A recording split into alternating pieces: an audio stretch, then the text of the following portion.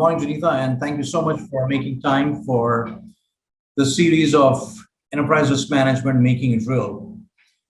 You've been in a bit of a vantage position of seeing this from being the global chair of IIA.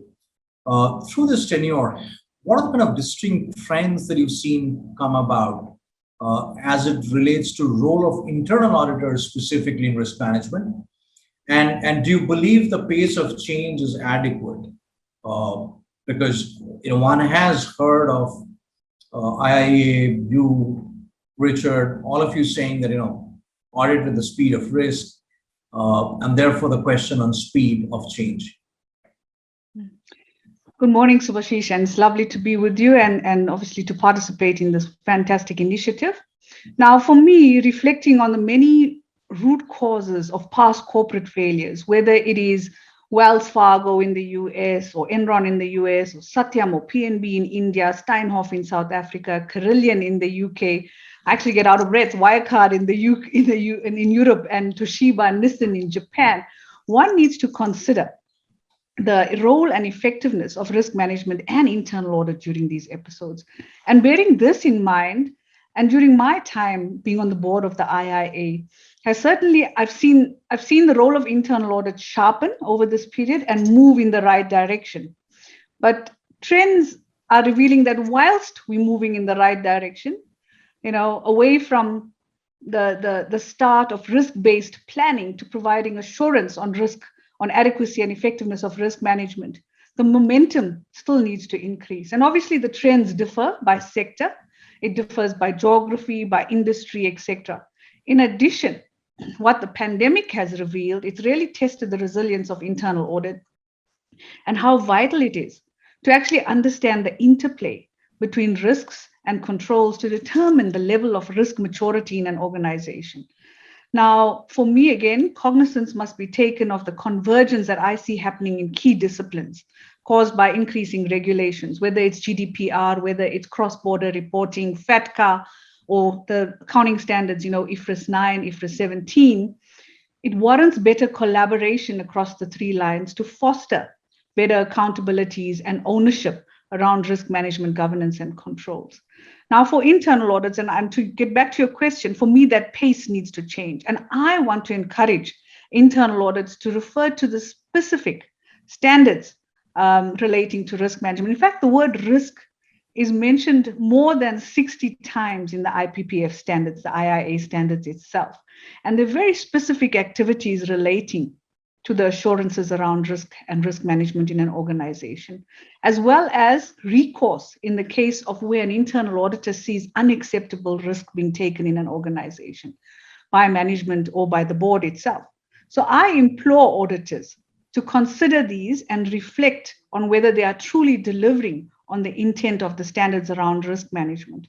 So yes, I commend in terms of seeing the progress towards moving in the right direction for internal auditors, but I still believe there's a lot more that can be done at a faster pace, like you say, auditing at the speed of risk. So I want to sort of dip into a little bit of your experience in one of the other roles, which was Chief Audit Executive in a large financial services group.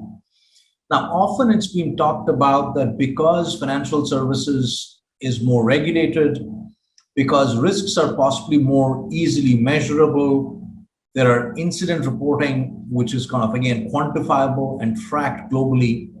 Maybe those are parameters that have allowed financial services companies to have a more robust risk management structure. How much of that would you agree to? That just because it's more measurable, it's more regulated, that's why it's happened. And do you believe it could be as well done or as well run without being regulated or being so measured? Mm-hmm. Thanks, Subhashis. A very interesting question because, through my career as an executive and a non-executive, and I paralleled both job opportunities in my life, and I've traversed various organizations, whether it's primary, secondary, or tertiary sector. And my purview of risk management maturity extends over so many different industries, whether it's financial services, whether it's agriculture, whether it's pharmaceuticals, you name it, I've seen it. And yes, I can just emphatically tell you that what I see in the financial services sector has by far revealed a greater or more robust approach to risk management. And this is certainly influenced by the regulator and the Basel standards around various risk types. And you see the consistency that comes out of it as well. So including, for example, we had the more recent BCBS, well, it's not so recent now, BCBS 239 around risk data aggregation, for organizations to have better integrity, accuracy, and veracity of risk data in an organization. And yes, monitoring compliance to the standards, to the Basel standards itself, in particular around capital and liquidity, is further monitored through the prudentials and bilaterals held with governing bodies and senior execs. And then you also see the senior managers regime in the UK itself also enhancing the accountability and ownership around risk management. So yes, regulator does play a key role, but the question around whether this is needed to force adherence and conformance, it's not. It's about embracing what's best for the organization.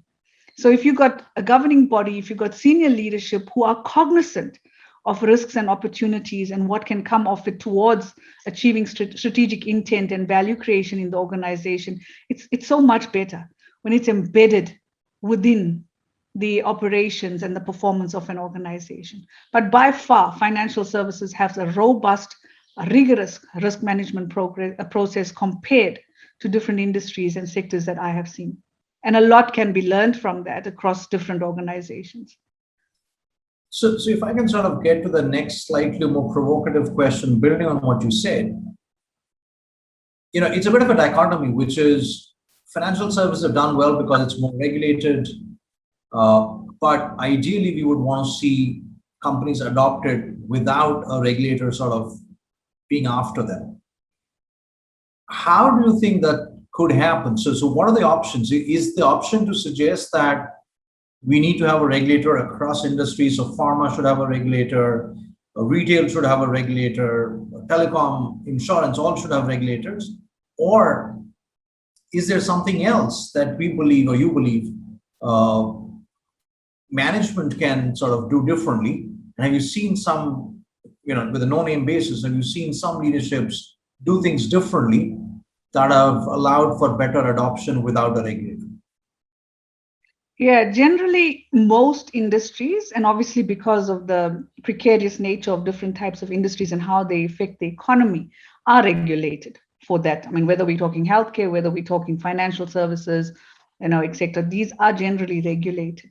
But I have been, and when you look at the non-profit sector, for example, and the influences and the shaping of risk management in the non-profit sector, it's so brilliant where you're sitting on a board or you're participating in a discussion where you hear management taking on risk management from the perspective of, okay, what do we see as the rewards that are going to come from actually embedding this? So walking the talk, organizational resilience is actually based on having a firm foundation of risk management.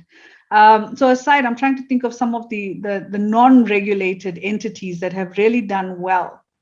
And there's many out there. And I think with the pandemic itself, you would have seen many organizations that actually closed shop. And you ask yourself the question, is it because they didn't embrace the disruption that was coming by the fourth industrial revolution? The fact that we're living in a cyber-physical world? Did they not embrace agile, robust processes around risk and opportunity management? And it was just accelerated by the pandemics, and hence you saw the closing of shops, etc. So I also believe that this concept of innate intelligence, and you've heard me speak about it on IQ and EQ, and this is where I think that what becomes more important than IQ and EQ is CQ and AQ. So there's organizations out there that are embracing the cultural, connective, collaborative intelligence of all their people. So everybody sings from the same hymn sheet when it comes to processes in the organization. And then obviously the adversity quotient, which is the AQ aspect. How do we change challenges into opportunities? So we are certainly living in new realities, and time will tell whether this is a phase that's reactionary or whether this is a transcendent phase, as in excellence.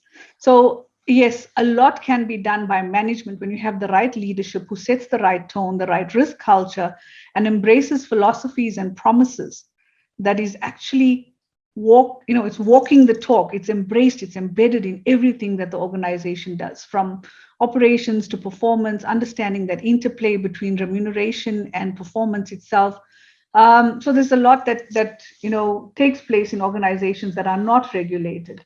And yes, whilst regulation does force conformance, I don't think it should be just a checkbox compliance ticking exercise. It must be felt, it must be embraced in organizations. So changing tracks a little bit, Jenitha, getting to a little bit of the India risk code that you are involved with in this initiative. You've had the advantage of looking at some of the work that was going into the King Code in South Africa.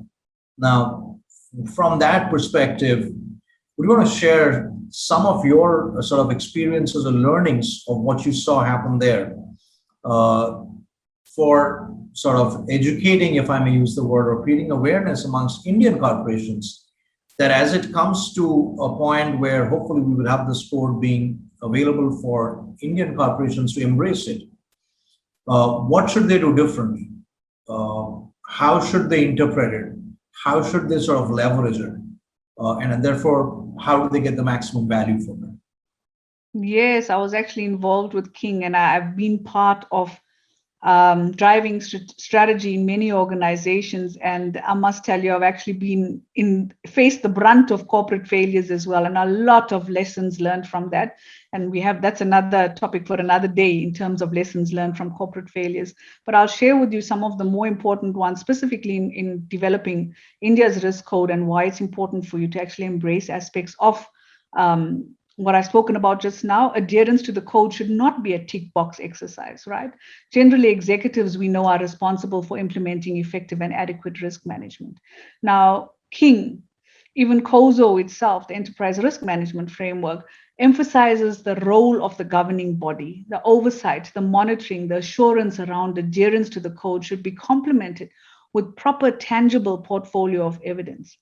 And the governing body, the boards, need to be astute in governing risk management through proper key performance indicators, key risk indicators, understanding that interplay I spoke about in terms of between the REM philosophy and performance, and making sure that performance management does not encourage dysfunctional behavior. Like I said, lessons learned from corporate failure. When we talk about Wells Fargo, we talk about all these other ones where performance should not encourage behavior that's going to actually take risks that are not warranted in an organization. The risk culture must be aligned to the strategic intent of the organization. Now, we know that a board comprises mainly of non-executives and not involved in the day-to-day activities of an organization. Now, hence with King, combined assurance is a buzzword. It's another activity highlighted in King, which, if executed correctly, one of the big lessons for me, it has to be executed correctly, should define the roles and responsibilities across the three lines in an organization, in that entire governance ecosystem, so that people know their roles and responsibilities. Combined assurance is about providing the right assurance over the right risks at the right time and at the right cost to an organization. The other thing emphasized by different codes around the world, including King, is risk and opportunity go hand in hand. And the code that is being built for India must actually take cognizance of that. It must be built on rewards that can be harnessed from challenges or headwinds that organizations face, understanding the dynamics, the challenges that different organizations face. So the principles that sit in the code need to allow for flexibility according to the dynamics and nuances of an organization and an ever-changing risk landscape. So in essence, it must be fit for purpose and fit for future. Okay, so embracing robust risk management, we know it forms a firm foundation towards achieving organizational success and will lead to long-term sustainability. And obviously, it adds to the overall confidence in capital markets. So this code also must allow for transparency and disclosure around conformance And, I mean, King also has this conform and explain, where, the disclosure is made so the public gets to see different uses of financial statements or integrated reporting, get to see what the organization is all about. The emphasis is also on non-financial indicators, risk indicators, and what's the organization, and that's the blended value proposition, economic value versus social value, working in concert with each other. So yes, it's so important for us to have a code that demonstrates clearly the articulation of the roles and responsibilities across the three lines, and holding respective parties from the governing body right down to operational level teams accountable through robust performance management frameworks in the organization. So we don't want a code that's stringent. We want a code that's flexible, that's agile. It actually shapes according to the dynamics of an organization. It embraces practical or pragmatic solutions to different organizations and makes it fit for purpose in their areas. So I'm going to build on fit for purpose part of it a little bit more, Jenitha, which is, as you've heard me say a few times, there's been no dearth of literature around this space. You had COSO, you had COSO ERM, you had Australia build its own stuff, you had COCO out in Canada, you had Cadbury Committee, but King. So I don't think any corporate leader would have had dearth of literature to read out if they wanted to, as being the reason why if they have not been able to adopt, as I say, institutionalized risk management. Intuitive risk management exists, but you have institutionalized risk management, maybe not yet where it needs to be. So as you sort of contribute towards building this India code, what would be those, 2, 3, 5 practical, real tips you would say that you believe would drive greater adoption, which would make it more implementable, which would make it more real, versus being yet another piece of literature that's available for someone to read out? Working with the three lines model, the one that I chaired, the committee that I chaired, the working group to bring out the refresh of the three lines model across the world, tapping into the knowledge of people across the world as well, has revealed that, when you develop a code, you need to ensure that it is pragmatic enough, that the principles that are put on the table are pragmatic, practical for an organization. Okay, we will never get to putting out a code for every single industry or sector. And I think we must be observant of that and take cognizance of that. However, there are generic aspects around risk management that will pertain across industries and will traverse, again, different types of sectors. So we need to make sure when we build this thing that it can be shaped to the dynamics of an organization. What is important is that the encapsulation and recognition of the code into regulation of listed entities, I think, is extremely important. So, for example, here in South Africa, we have the Johannesburg Stock Exchange, which actually embraces, aside from listing requirements, also has a requirement there to make sure that we adhere, for listed entities, we adhere to the King Code on Corporate Governance itself, which again has vast aspects around risk management, governance, sustainability reporting, etc. The transparency and disclosure, as well as conformance to the code and independent assurance around the embracing of different aspects in the code itself, is vitally important. Because again, I think we all need to consider that when we work in an organization, when we serve an organization, we're also doing it in the public interest. Like I said, around understanding the financial and non-financial indicators, the economic value versus social value.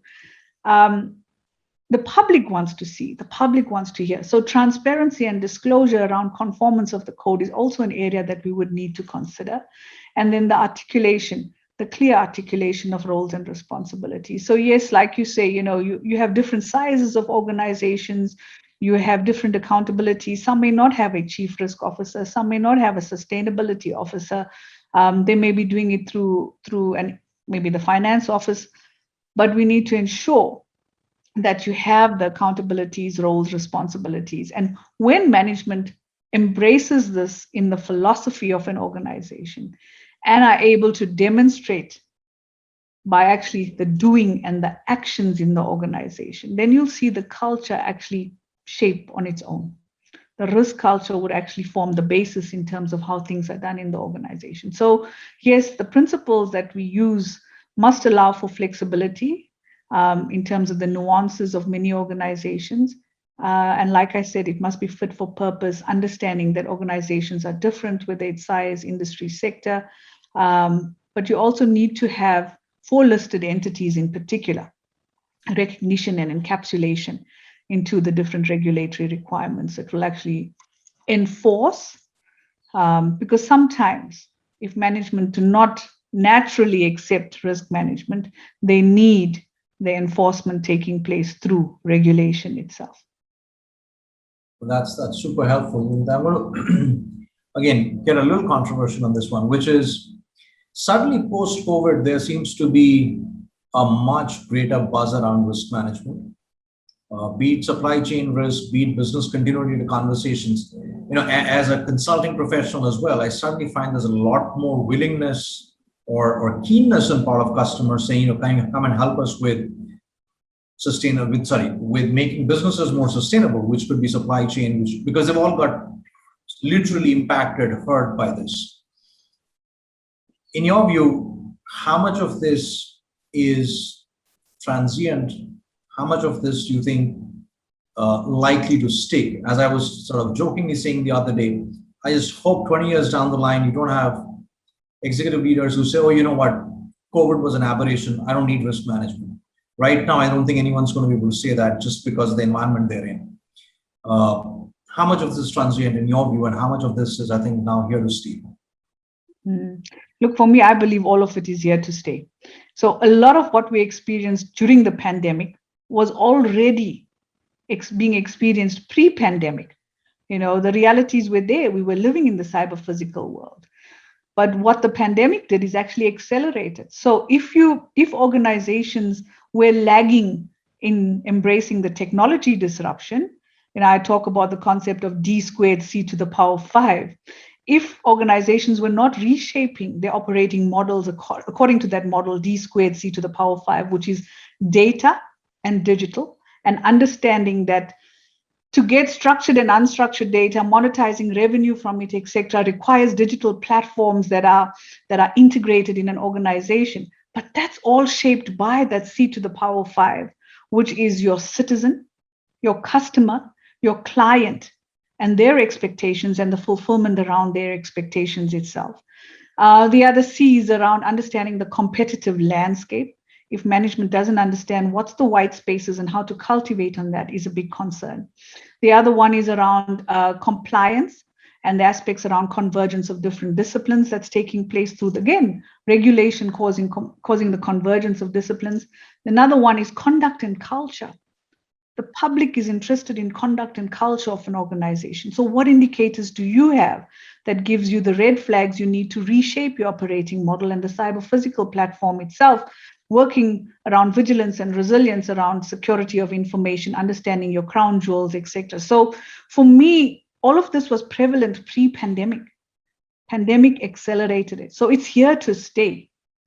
And that's why you saw the demise of many organizations that were lagging. So we are, as I say, we need to embrace the new realities, and time will tell for organizations whether it's transient or transcendent phase. Okay, and there's a big difference. Okay, transient meaning short-lived, transcendent, it's a road for excellence. So I think that for me is where it's so important for organizations not to react and say, no, the pandemic was just an episode. It is here to stay. Like we all know, we're going to end up needing booster shots for COVID. Okay, and that will probably live with us for a long time. It's the same way organizations need to walk this phase in terms of embracing the realities we faced with. And that is ensuring you embrace the disruption, you embrace challenges, and at the same time, you have a robust, firm foundation around risk management, governance, and internal controls. And embracing the 3 lines to give you the assurance around that is absolutely key and vital. Just to wind this up, Jenitha, the last one, which is, it's often been debated, whose job is risk management anyway? Is it a chief risk officer? Is it the entire C-suite? Is it internal audit? There have been different sort of points of view on that. In your view, what makes for an effective risk management structure?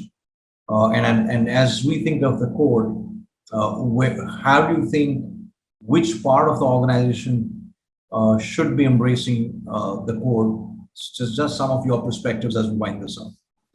Yeah. I think the important thing for me, and again, something I talk about, is the tone at the top, the tune in the middle, and the rhythm on the dance floor. So obviously, when we start preparing codes, it generally is targeted at the tone at the top. And it's the tone at the top needs to make sure that this filters into the tune in the middle and the rhythm on the dance floor to ensure that we have not just adequacy at a top level, but we have effectiveness in terms of implementing the code itself.